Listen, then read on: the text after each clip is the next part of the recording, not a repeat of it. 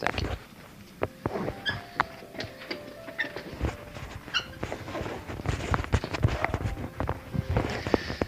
Thank you very much. I appreciate the welcome, and it's nice to come by and have a chance to visit with you.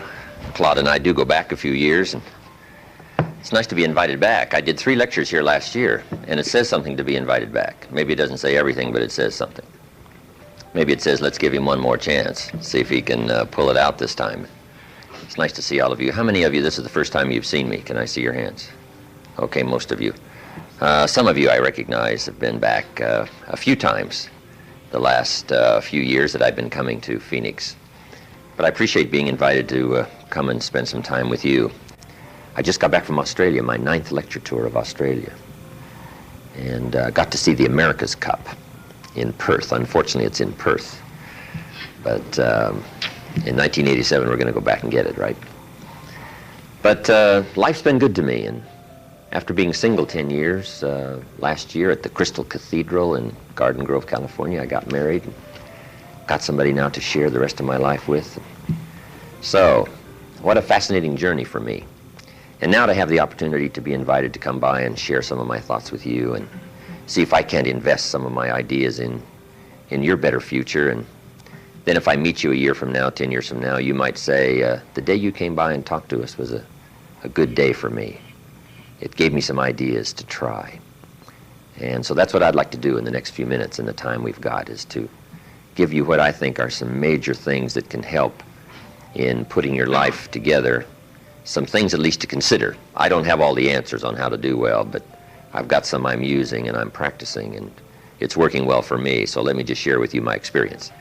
And then you can decide if it's valid for you, give it a try. If it doesn't make sense, just throw it out, right? You don't have to buy everything any one person says. Here's the key: be a student, not a follower.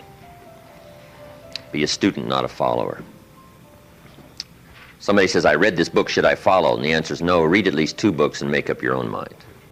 Right? Don't be a follower, be a student. Be independent.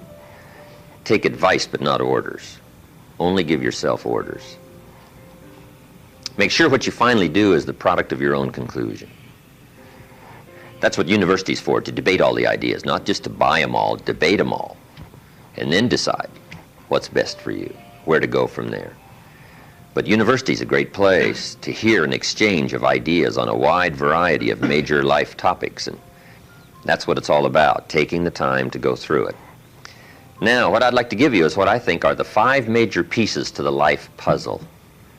5 major pieces to the life puzzle. If we can study each of the pieces and then put it all together, the chances of it running well are just a lot better.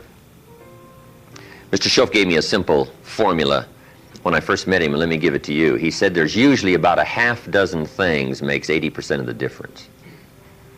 I thought that was a good formula. I've applied that to a lot of things. There's usually about a half dozen things makes 80% of the difference. There's about a half dozen wealth things, about a half dozen health things that can give you the 80% solution to the problem. Then Mr. Schoaf said, be a student of those half dozen basic things. Pretty good advice. Success is not doing extraordinary things. Success is doing ordinary things extraordinarily well. So if you just learn to do it well, key things well, learn to speak well. Poor people can talk and rich people can talk. Looks like rich people talk better. It's just learning a skill with a high degree of precision. Learning to speak is called survival. Learning to speak well is called success. So we can speak well enough to survive, or we can speak the extra well enough to succeed. So let me give you what I think are fundamental pieces to life, and we'll take it from there. Here's the first one: philosophy.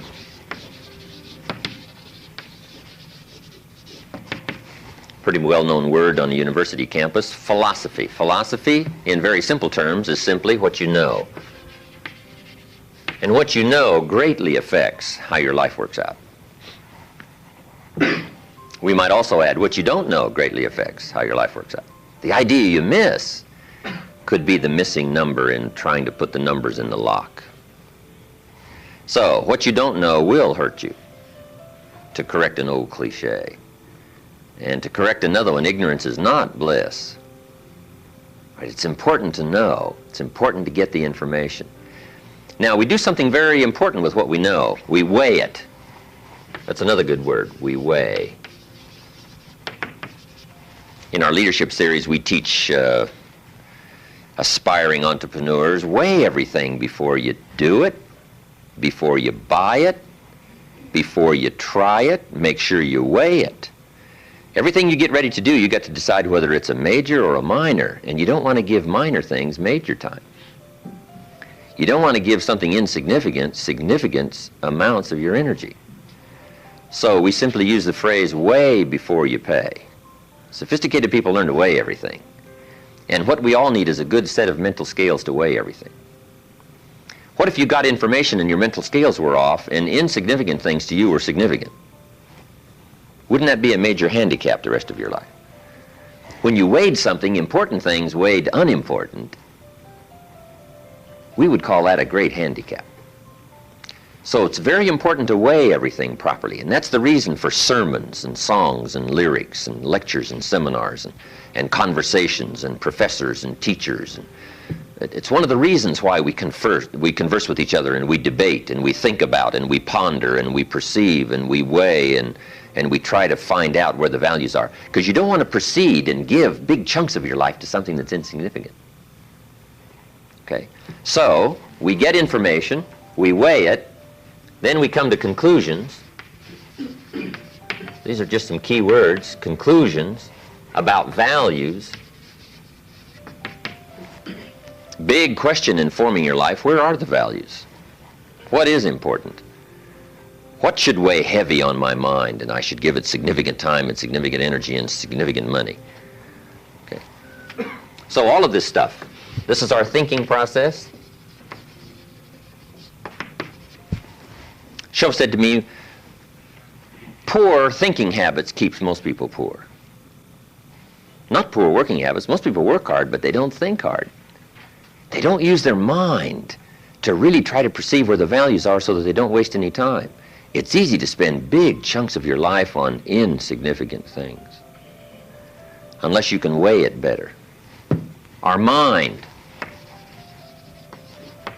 So all of this stuff is called major. It's one of the major pieces of the life puzzle. What you think about, knowledge, how you weigh it, the conclusions you come to, the values you've perceived, thinking.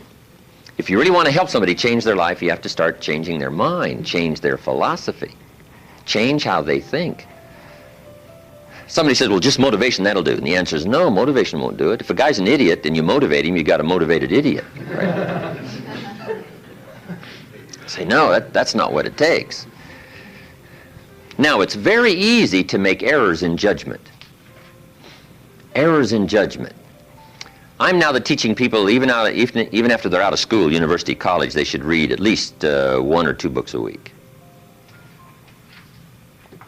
It's easy when you get out of school, right, and get a job to just sort of let that all slide and not keep up the learning process. But if you don't keep up the learning process, a lot of values become fuzzy if you don't keep trying to perceive what's important, what's not important, and then start spending major effort on minor things. So we have to keep learning. What if a guy spent his book money on donuts? Right? We would call him greatly deprived mentally. In 10 years, the guy's bought 2 tons of donuts and only 2 books. Right? Mostly with pictures. Right? And he wonders why his life isn't working well. Reason. After he got out of school, he didn't keep up the flow of ideas that can help to refine your business and help to refine your decisions and help you come to better conclusions. You've got to keep up the learning curve, even after you're out of school, to make sure that you're not making errors in judgment. The reason why most people wind up average at age 40 instead of rich is simply an error in judgment about what to do with your money. What would you suggest a 15-year-old start as a plan to do with their money so that by 40 they're rich instead of average? You've got to have a good plan, right? If you start making errors early with your money, those errors can make your life mediocre instead of rich. You wind up with pennies instead of fortune. And you wind up with crumbs instead of a feast, simply because early you made errors on what to do with your money. The guy says, well, it's only $10. So what does it matter what I do with it? And the answer is, that's when it really matters, is when you don't have much. The guy says, oh, if I had a fortune, I'd really take good care of it, but I've only got a paycheck, so I don't know where it goes. We call those great errors in judgment. It's so important to make sure you've got a good plan when the amounts are small. But it's easy to make errors. It's easy not to know. It's easy to miscalculate. And if you miscalculate, some things keep adding and adding and adding. I got a good phrase for you. Life is accumulative.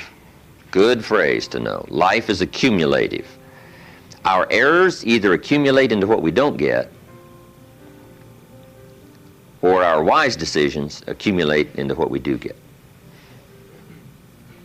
Now, the key is to correct the errors as early as possible. Fortunately, Mr. Schoaf caught me at age 25, started asking me major questions. At age 25, he said, Mr. Rohn, how long have you been working? And I said, I've been working 6 years. I started working when I was 19. Right, full-time job. He said, well, 6 years. How much money have you saved and invested in the last 6 years?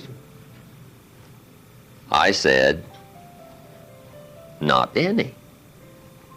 He said, who sold you on that plan? Wow, 6 years is enough time now to check and see if you've got a good financial philosophy. And the time to catch the errors is early. So Mr. Schoaf started asking me those tough questions at age 25. How about your money? How about your resources? How about your investments? And you say, well, I've got plenty of time to worry about that and be concerned about that later. And the answer is probably not. Now's the time to fix it.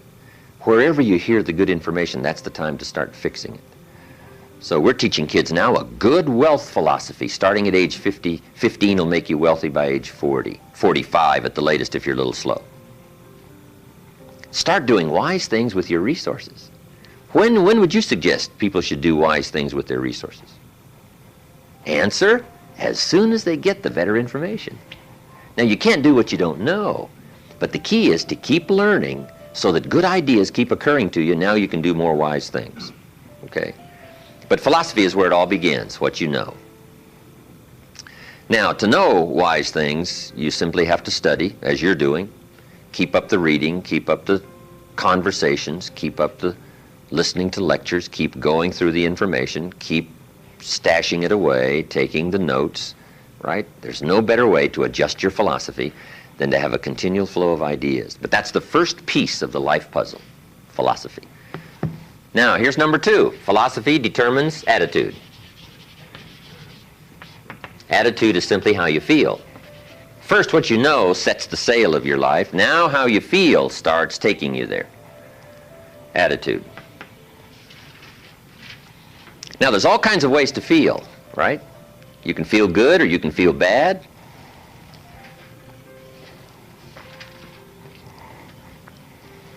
Here's one attitude. If this is all they pay, I'm not coming early and I'm not staying late on the job. That's an attitude, right? If this is all they pay, I don't come early and I don't stay late. Now, do you suppose that attitude, if you carried it through the rest of your life, do you suppose that attitude would greatly affect your life as the years unfold? The answer is overwhelmingly, of course. Here's another attitude. No matter what they pay, I always come early and I always stay late to invest in my own future. Isn't that fascinating? Attitude is by choice. You can either choose to come early or you can choose to come late. You can either choose to leave early or you can choose to stay late. Attitude's a matter of choice. Now, to make wise choice, we need educated attitudes. Emotions must go to school to learn where the values are. Okay?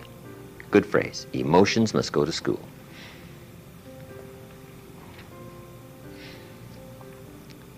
When kids are young, right? A 3-year-old, falls on the floor and kicks his feet and screams. We say, well, that's okay when you're 3, but it isn't okay when you're 30. Right?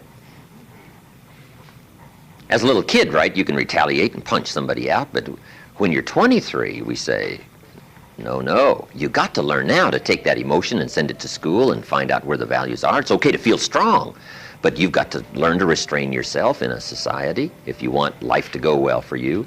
So attitudes now become a matter of educated choice. Educated choice. But how we feel is going to greatly determine how our life works out.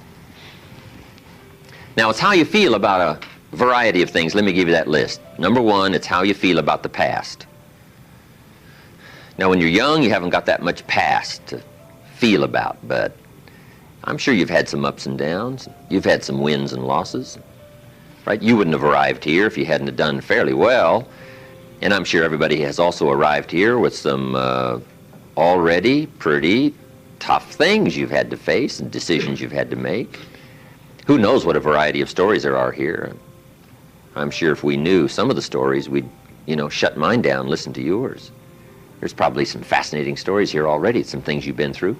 So part of our attitude is based on how we feel about the past. Some people are still carrying the burdens of the past. They're affected by some difficulties, some losses, whatever, and they're carrying it around like a burden. Instead of using the past as a school, they're using it as a threat to their life. So part of it is solving the attitude about the past, how you feel about it. Number two, it's how you feel about the future. Facing the future, very important, key part of our life. Now, there's two ways to face the future. Here they are. One, anticipation.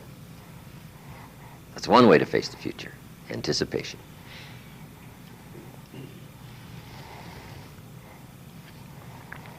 Here's the other way, apprehension.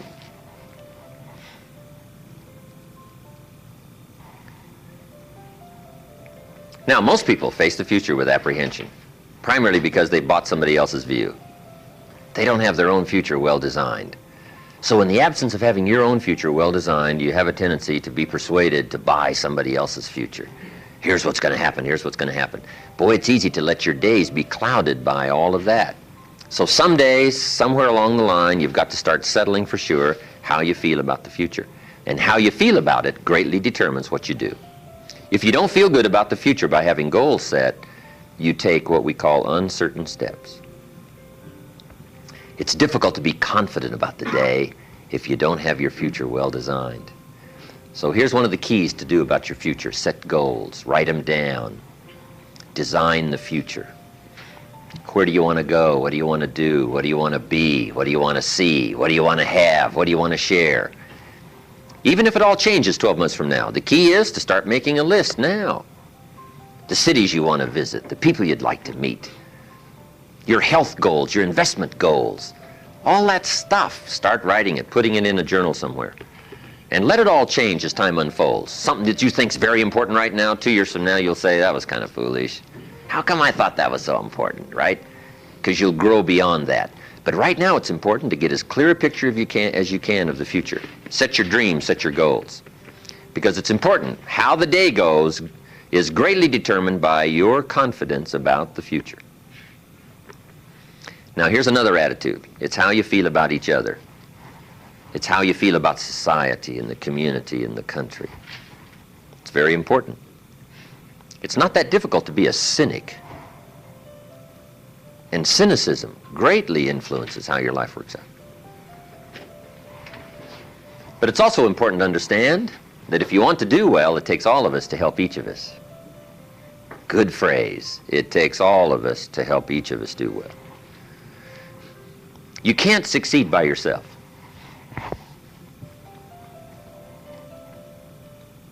It's hard to find a rich hermit.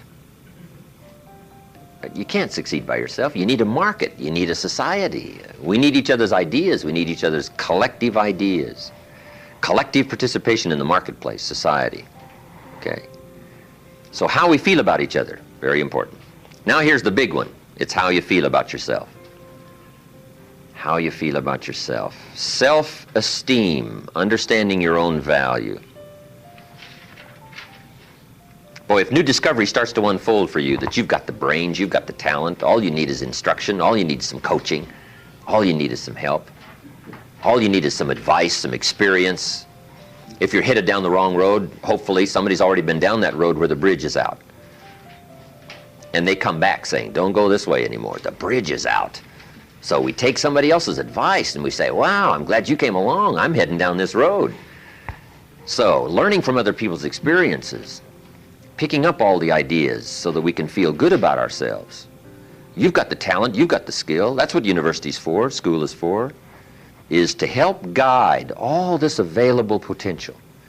And there isn't anybody here that hasn't got the potential to become wealthy and powerful and sophisticated and influential and live uniquely. That's all within all of your reach. Some people live unfortunate lives of tragedy and despair, but that's not here. You've become those few percentage points that have the unusual gift of association and awareness and exposure to the best that the country has to offer. And here you are at a well-known university with all the chances and all of the opportunities within your reach. And with your brains and with your potential and your power and your drive and your incentives, no telling what miracles you can go do and what unique things you can accomplish. You'll look back on these days saying, those were good days that exposed me to ideas and philosophies and people and gave me chances and opportunities to become somebody unique. But everybody here's got the potential, but you've got to feel that. You've got to think well about yourself. Now, self-esteem primarily comes from engaging in the disciplines that lead to value. Self-esteem comes from engaging in the disciplines that lead to value. We don't lack potential, but to bring value from potential, we need the disciplines. Now, one of the major things that makes us not feel good about ourselves is not engaging in the disciplines. If you keep letting yourself off the hook, or just ho-humming it and letting it all slide, then you don't feel good about yourself. Best is the ant philosophy, right? To feel good about yourself, do your best. Gather all you can during the summer. We call that the ant philosophy. Ants don't settle for half. They go for all. All you possibly can. Do the best you can. It's the greatest lift of self-esteem is doing the best you can. Okay? So attitude plays such an important part in the 5 pieces of the life puzzle. Now, what's next? Number 3. First is philosophy. Second is attitude. Philosophy and attitude determines activity. Activity is what you do. Key phrase, success is a doing. You actually now have to do it. It seems as though God has designed that the major part of the value of our life is left to our own mental genius. You've got to decide what you want to become. Then you simply have to go do it, engaging in the disciplines. Now, the activity part is so important. How hard should you work when you get ready to labor, when you get ready to try to be successful in the marketplace? How many days should you spend? How hard should you work? Well, let me give you an Old Testament phrase to consider. It says, 6 days activity, 1 day rest. Now that's called a philosophy on activity. Right? What should be the ratio of rest to activity? Old Testament suggests 6:1. Now I know that goes back a long ways. Some people said, no, 6:1's old-fashioned. 5:2 is better. Well, you've got to take a look at 5:2 and see if it's okay. You don't just want to buy somebody's philosophy without seeing if it leads to fortune and if it leads to unique things. Wonderful, it's probably good. But you have to check out if 5:2 is okay. Would 4:3 be better? I don't know. You got to check everything. I do know this, good phrase, don't rest too long. And the reason you can't rest too long is because we live in a push-shove world.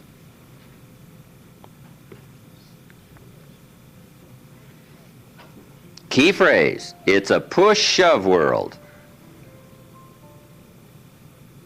We live in a world of conflict, and the conflict, at the higher levels, it's called the conflict between good and evil. That's one way to describe it. It's the conflict between health and sickness. Health is simply conquering the territory and defending it against the encroachment of illness. Guess where illness always seems to be? Testing the outer edges of your health plan.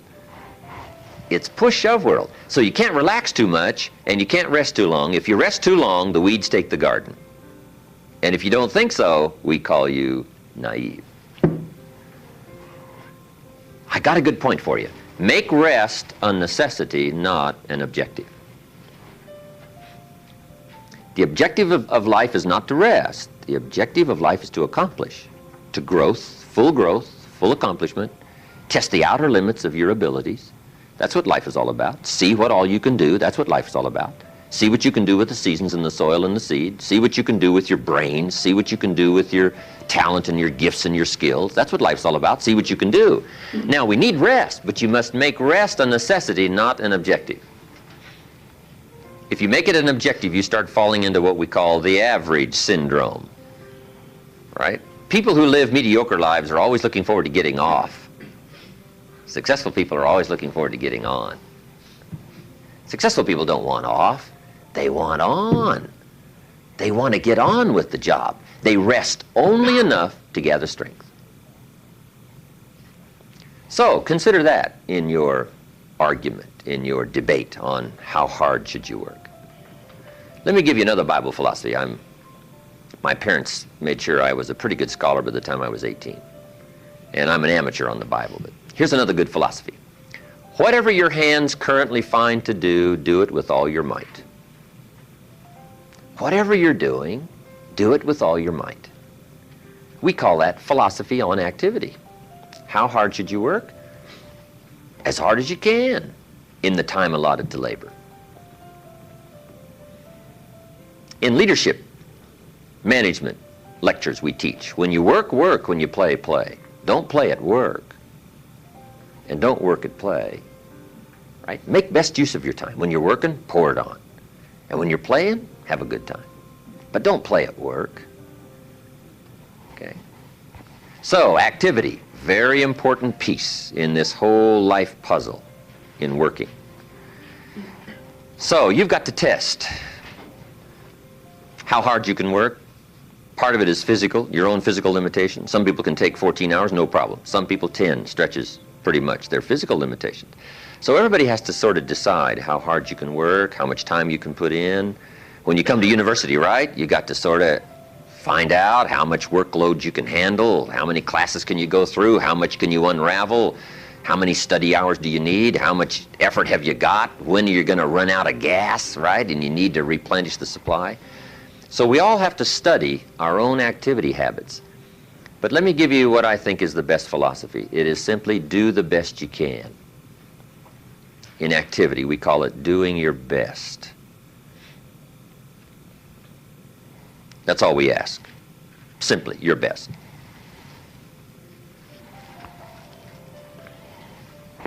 If you want to put together a championship team, one simple requirement for all those who participate, just do your best. If everybody does their best, whatever that brings us to, number one, number two, wherever we arrive when the final count is made is okay if we all know when it's over we did our best.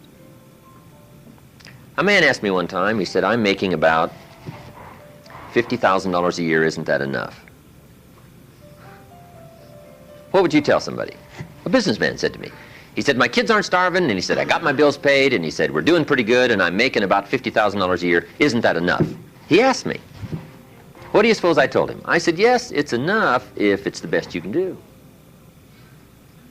We don't call an amount enough. We call your best enough. I said, if you're capable of making $500,000 a year and you make $50,000 a year, we call you loser.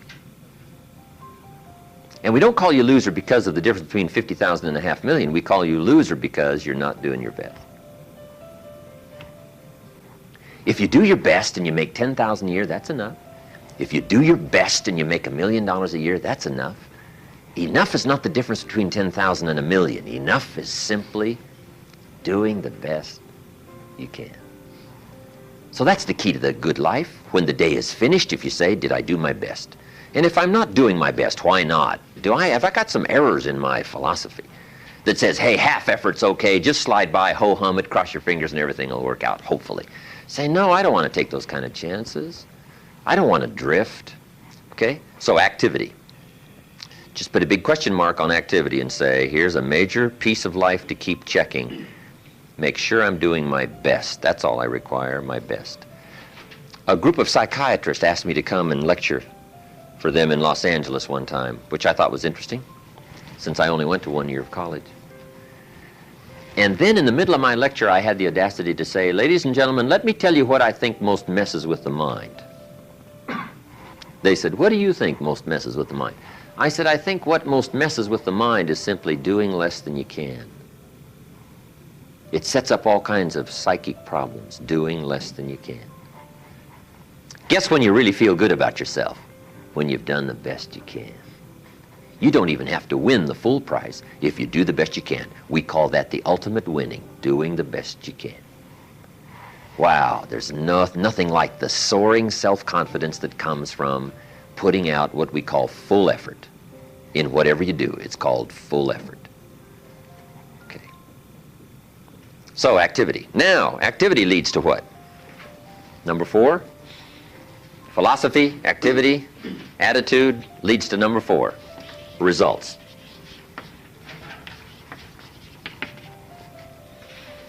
And that's what life is all about. Putting the first 3 together. Good philosophy, attitude, high activity to get the ultimate called results. I got a good phrase for you. Results is the name of the game.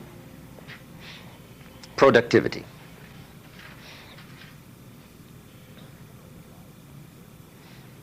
Now, the challenge of life is a very simple phrase. Let me give it to you. I think you'll find it interesting to at least ponder. The challenge of life is to make measurable progress in reasonable time. Measurable progress in reasonable time.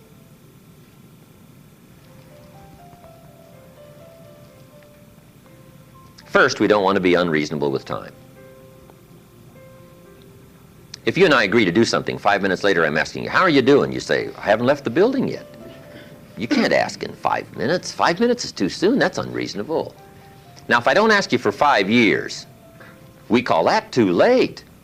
You can't wait 5 years, and you can't go 5 minutes, right? We all have to learn what is reasonable time to expect somebody to make progress, to grow, to change, to develop. So all of us have to learn, especially if you're going to become leaders, entrepreneurs, if you're going to have management responsibilities and work with people, you got to understand what is reasonable time. We don't want to be unreasonable with time. But here's what else we expect. Measurable progress in reasonable time. How many years should the child spend in 4th grade? Approximately. About 1. You say, well, if they're nice kids, would you give them 3 or 4? You say, no, you can't spend 4 years in 4th grade. It's unacceptable. We put on the family pressure. We put on peer pressure, right? We put on all kinds of pressure. You can't spend 4 years in 4th grade. Now, wouldn't that be interesting if we applied the same kind of social pressure all of our lives? What would be acceptable to society for wise investments to have been made by age 30 so that you can really properly take care of yourself and your family? Somehow we've missed those standards, right? Shouldn't it be popular to be wealthy by age 40? And shouldn't we look at somebody who by age 45 is not at least financially independent saying, where have you been? Tibet? Or Bangladesh you probably have spent. You mean you've been here all this time? Right? Shouldn't we make it a bit unacceptable not to be well off in what we call reasonable time? But what if a guy spent his potential fortune on non-essentials from age 15 to age 45? Shouldn't we call that unacceptable? Shouldn't teenagers ask their parents, how come we're not rich? We live in a rich country. This is America. Aren't those good questions? How about the wisdom of a good plan versus a poor plan? What if a man was a farmer and he ate his seed corn? Instead of planting it, he ate it. Wouldn't we make arrangements to go get his children? And say, the kids aren't safe. The man's insane. He eats his seed corn. He doesn't plant it. Wow. I just offer that as kind of an interesting question. If we make such pressure demands for fourth grade, why shouldn't we make those same pressure demands for the rest of life? Interesting question, right? Good debatable question. Now, part of it is society eases back on us as far as ongoing demand of results. But here's what I'd ask you to do. Make the demands on yourself. I'm asking you not to let yourself off the hook. Society will let you get by with far less than you want to be.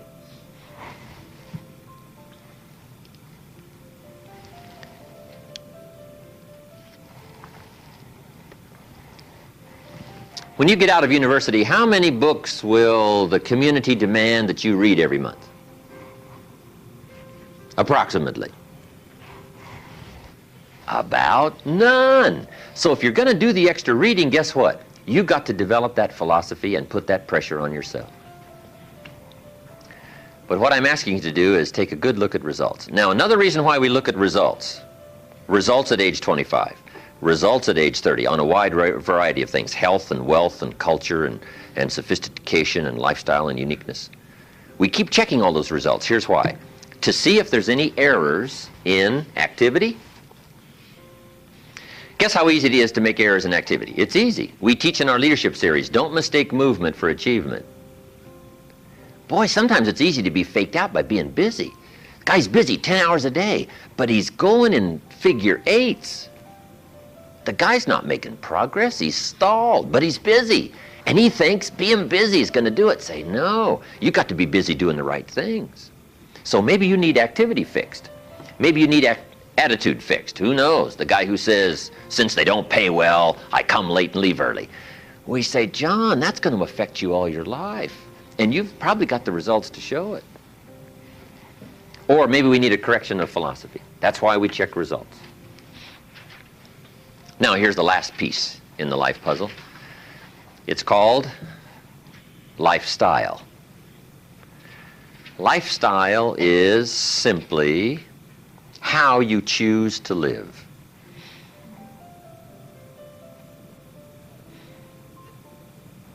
We call lifestyle the genius of living well. Now, here's what's exciting about lifestyle as a subject of one of the major pieces of the life puzzle. All of us can choose, especially in this country, all of us can choose how we wish to live. Guess what you can get from your money? Joy or animosity. However you wish to live. A father takes a $10 bill and wads it up and throws it at his son and says, if you need the darn stuff that bad, take it. We call it money without style. The father's got the money, but he doesn't have the style. He studied economics, but he didn't study happiness. So let me give you the phrase. Happiness is an art, not an accident. Some people have figured out things economically, but they haven't figured out lifestyle to live well. Culture is a study. It's not an amount. Somebody says, if you have an amount of money, you'll be cultured. And the answer is no. Cultured is a study. Culture is a refinement of the mind. To be cultured, you must study culture and practice culture. Money doesn't solve the culture challenge. Money doesn't solve the happiness challenge. To be happy, you got to study and practice happiness. And Mr. Shove taught me all the simple ways to get joy from substance. A sophisticated gentleman knows that a rose on time is more valuable than a $1,000 gift too late. It's not the amount that counts, it's the genius that counts. It's the ideas that count. So here's what I'm challenging you to do. How to be happy with what you've got while you pursue what you want.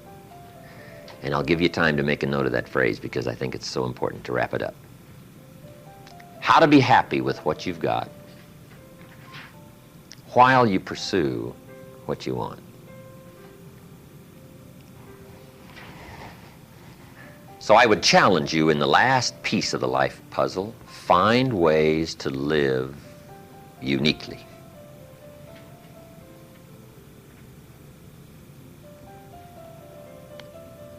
Now, if you look at your life on all these 5 pieces, this is why I'm asking you to just go back through and review these notes. How am I doing on philosophy? Are there some things I don't know? Am I making some errors in judgment that's going to bring me to no good end, right? 3 years from now, 5 years from now. Key phrase, 10 years from now you will arrive. The question is where? Good question, where?